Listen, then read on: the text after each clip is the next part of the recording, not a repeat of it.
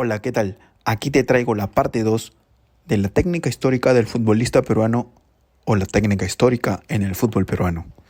Para completar la primera parte menciono jugadores peruanos que jugaron o destacaron a nivel internacional.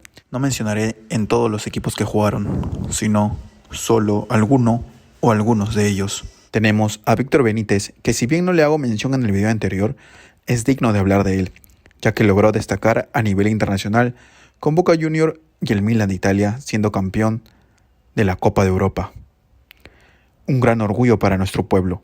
Asimismo, tenemos a Julio Meléndez, gran central recordado siempre por los hinchas de Boca. Ramón Mifflin jugando en el Santos al lado de Pelé.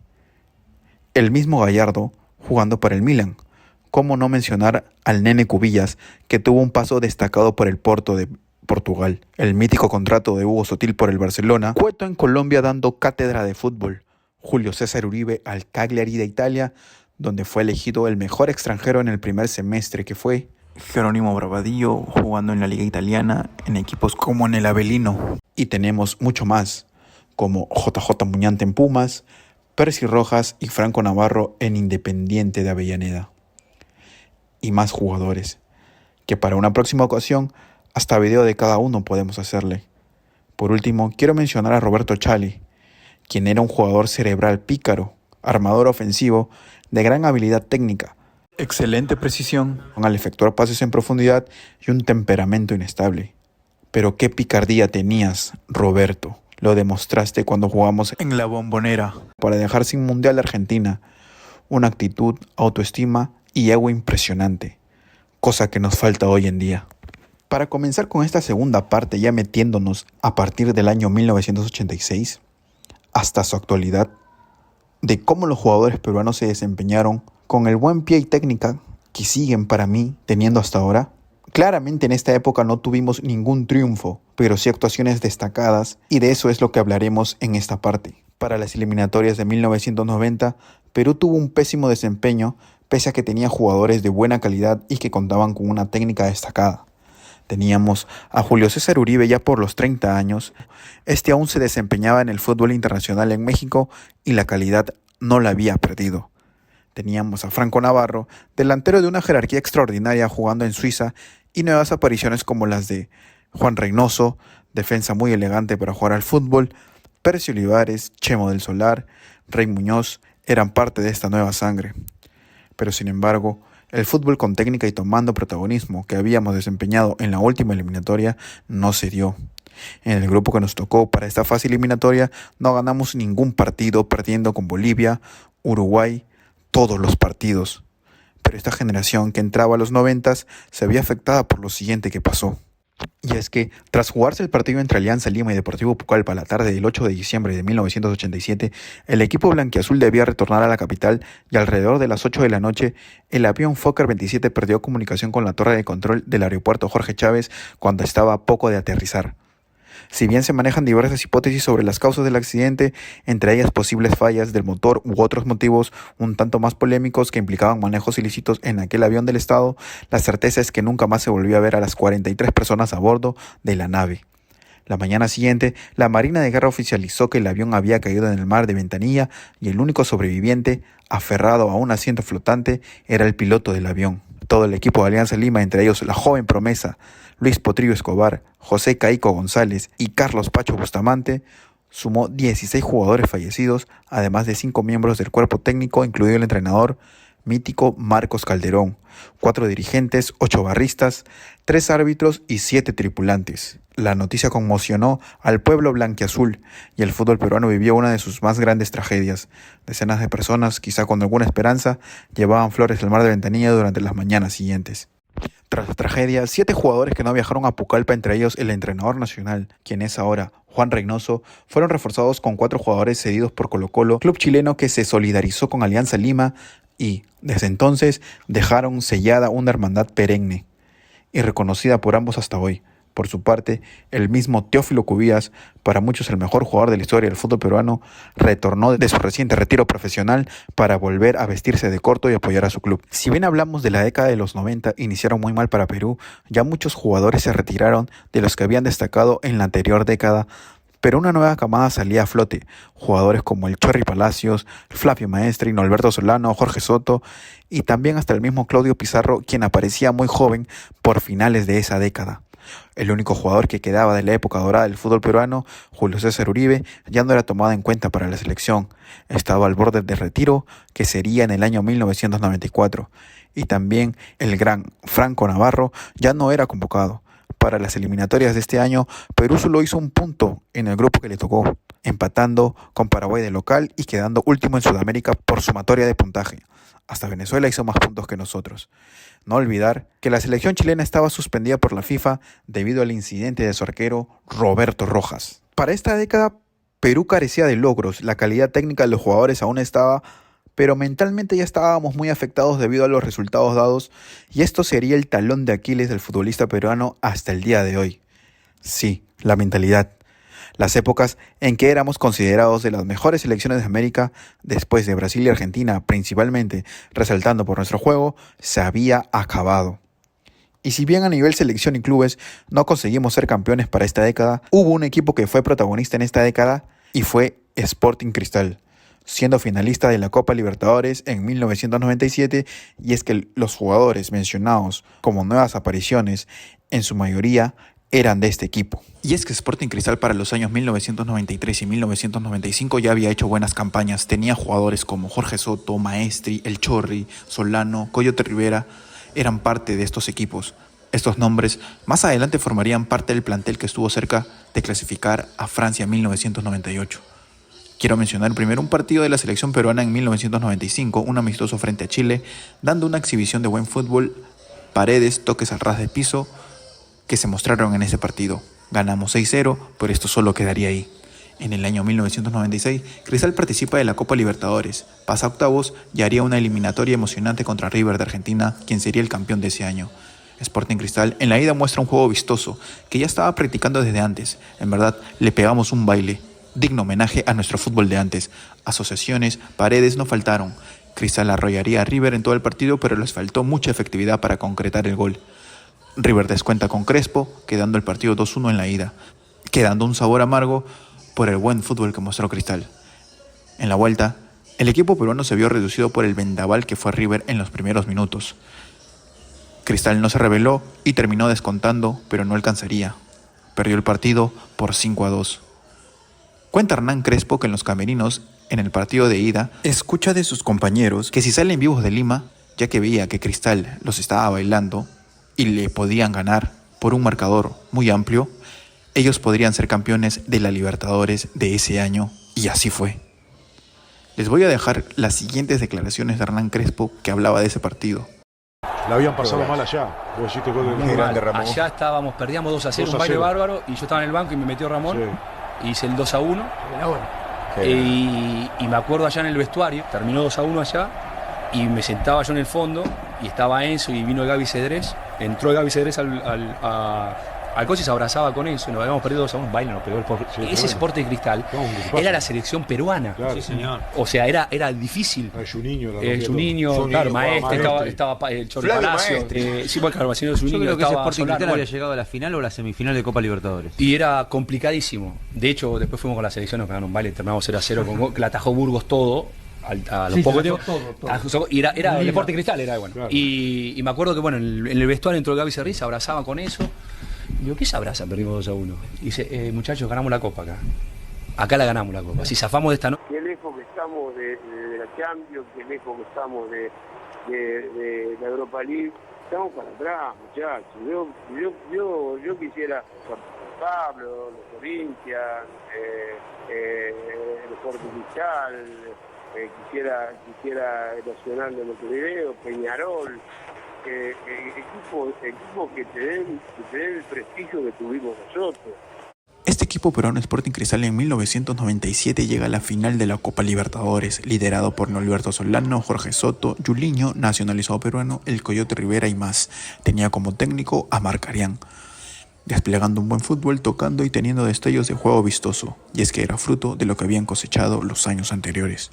Pasan de grupos y derrotan a Vélez, Bolívar y Racing, para jugar la final contra el Cruzeiro de Brasil, emocionando a todo el Perú y viendo al segundo equipo peruano llegar a una final de este torneo después de Universitario. Pero no podemos olvidar el partido contra Racing en Lima. Fue memorable. Cristal venía de perder 3-2 de visita, pero de local la historia sería distinta. Cristal con ganas y fútbol empezó ganando el partido. Racing lo empata, pero el Coyote Rivera hace un jugadón, sacándose a 3 rivales y rematando el palo derecho del arquero, haciendo un golazo. Cristal, jugando mejor que su rival, anota 2 goles más, Bonet y Solano de tiro libre, para así quedar el marcador 4-1 y que Cristal logre pasar a la final de la Libertadores. En la final se encuentra contra Cruzeiro, como lo mencionamos. Fue muy pareja, tanto en los partidos de local y de visita. No olvidaremos nunca el gol que pudimos anotar con Julinho, donde Dida ataja el balón. En verdad, ese casi gol hasta ahora duele. Minutos más tarde, Elivelton marca el gol de la victoria para Cruzeiro y acabaría el sueño rimense. Y por qué no decir también el sueño del Perú, de ver un campeón en la Libertadores. No hemos tenido un equipo peruano campeón en la Libertadores nunca. Este equipo fue el último más cercano en poder lograrlo. Para esos tiempos, ¿cómo olvidar las eliminatorias para el Mundial de Francia 1998, que con la base de los futbolistas recién mencionados, y agregando por ejemplo a Pablo Segarra, Jayo, José Pereda, Reynoso y más, Perú luchaba por la clasificación al Mundial, liderado por su DT, Juan Carlos Oblitas, quien había inyectado esa idiosincrasia del futbolista peruano de antes. Que para ganar tiene que jugar bien. Entonces vamos a jugar lo que ustedes saben jugar. Ya el trabajo terminó, ahora dependemos de nosotros mismos. El Señor le rezamos, al Señor lo alabamos, pero el Señor ya nos dio la tranquilidad y la facilidad del trabajo.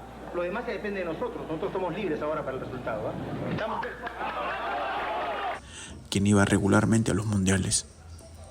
Lamentablemente no se pudo clasificar. Nuestro archirrival Chile por esos momentos nos robó ese cupo por diferencia de goles y no pudimos ir al mundial. La verdad, estuvimos muy cerca. Pero yo quiero mencionar un partido donde vimos parte de ese fútbol peruano de antes que nosotros jugábamos y muy bien a la pelota. Fue el Perú-Argentina para esas eliminatorias. Les pegamos un baile a esa Argentina que tenía como estrellas a Ariel Ortega, Simeone, Crespo y más, jugando muy bien. Al toque Paredes, logramos llegar al arco argentino, pero lamentablemente no pudimos encajarla y Argentina se llevó un empate totalmente inmerecido. Por Dios, después de ver el partido, en verdad, qué ganas daban de ver a Perú en el Mundial nuevamente. Para esas eliminatorias también tuvimos partidos emocionantes. Pudimos ver los chorrigolazos en su plenitud. Me acuerdo del partido 2-1 que ganamos de local a Uruguay, donde el Chorri fue muy protagonista, fue el jugador prácticamente emblema de esta generación. Pero para las últimas fechas nos caeríamos contra Chile. Fuimos a Santiago y tuvimos un recibimiento espantoso. En este momento que se entona el himno peruano. ¿Están tocando el himno peruano? Perdón, yo no debo hablar encima del himno, pero no lo escuchaba.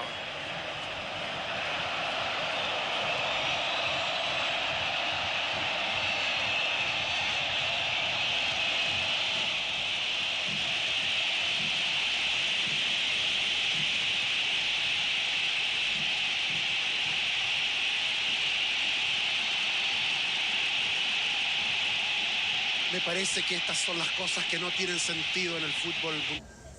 Perú no pudo lograr la victoria o el empate de visita y así Chile nos sacó ventaja en goles y ellos fueron los que clasificaron. Por términos de los 90 tuvimos apariciones de jugadores con gran talento. Tuvimos a Joaquín Flores, que lamentablemente por su mala cabeza no pudo llegar a más.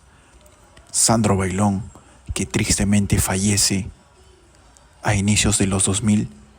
Y el mismísimo Claudio Pizarro, quien tuvo éxitos a nivel internacional en equipos realmente importantes como el Bayern de Múnich. Y otros más que, apoyados en esta selección que casi nos lleva a un mundial nuevamente, pensábamos que esta vez sí era el momento, pero no se daría. Tardaría muchísimo en suceder. Y es que la falta de mentalidad, identidad que la habíamos perdido nos jugó muy en contra. Si bien en Perú se dieron apariciones muy buenas por los años 2000, jugadores con mucha técnica destacados a nivel internacional, como Claudio Pizarro, que ya lo mencionamos, un jugador muy técnico que entendía muy bien el juego y que debido a eso anotó muchos goles en el Werder Bremen y Bayern de Múnich. Jefferson Farfán, un jugador muy técnico que se repotenció en Europa y debido a eso también anotó muchos goles. Goleador como él solo, anotaba goles de todo tipo, hasta de tiro libre, y que entendía obviamente muy bien el juego.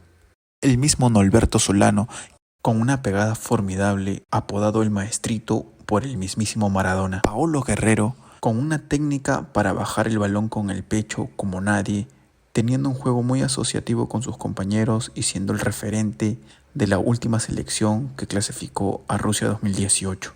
Juan Manuel Vargas, con esa potencia única y esa zurda que tiraba unos centros pero envenenados y una pegada al arco formidable.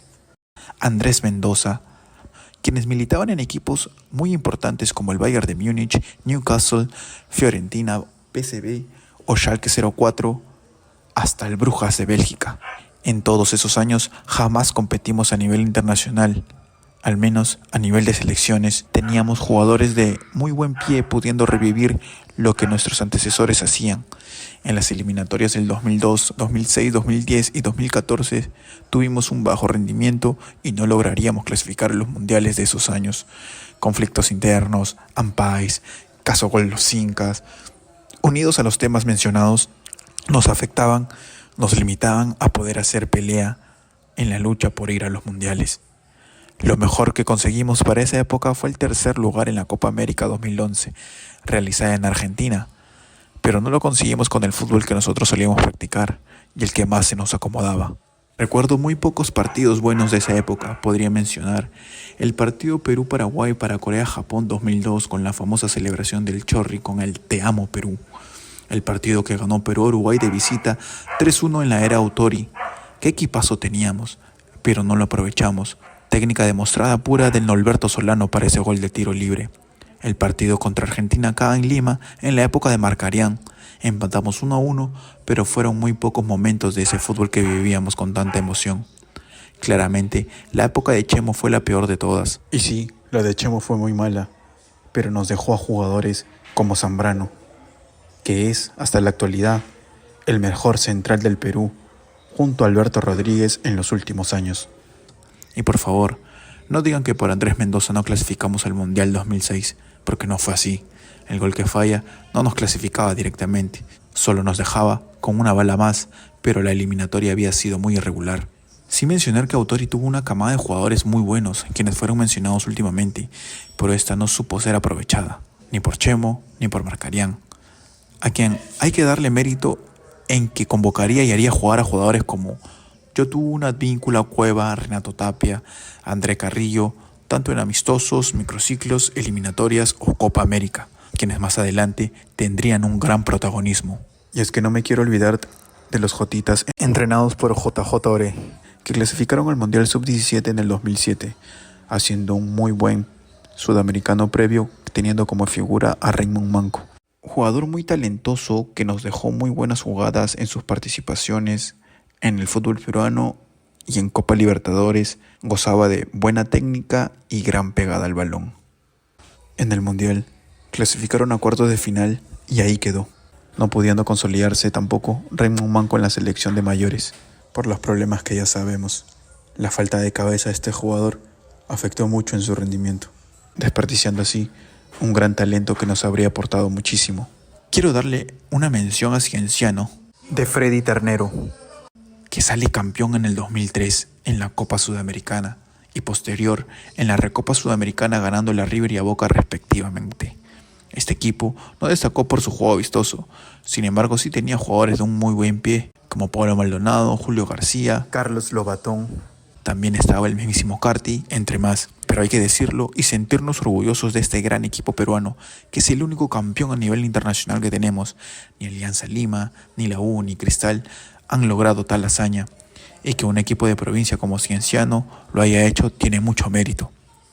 Luego de este primer y último triunfo que tuvimos a nivel de equipos, nunca más se volvió a ganar hasta la actualidad un torneo internacional, ni a nivel de clubes, ni a nivel de selección. Pero lo que más hacía a un hueco en la gente que vive el fútbol era la clasificación a un mundial, donde Perú no iba desde 1982. Y es que es ahí donde Gareca aparece. Un técnico argentino que le quitó la clasificación a Perú para el Mundial de México 1986, anotando el gol del empate para su selección argentina en un partido decisivo en el Monumental de River. Si bien el Tigre conocía desde su época como jugador cómo era el juego peruano, ya que también jugó al lado de Julio César Uribe en el América de Colombia, y repito, en esas épocas el fútbol peruano era conocido internacionalmente por su juego de toque a ras de piso. El Tigre allá por el 2007 había venido a dirigir a Perú Universitario, con quien salió campeón en el Apertura 2008, y creo que es por todo lo que menciono que confiaba en el jugador peruano, en su técnica y buen juego, y por eso acepta ser DT de Perú.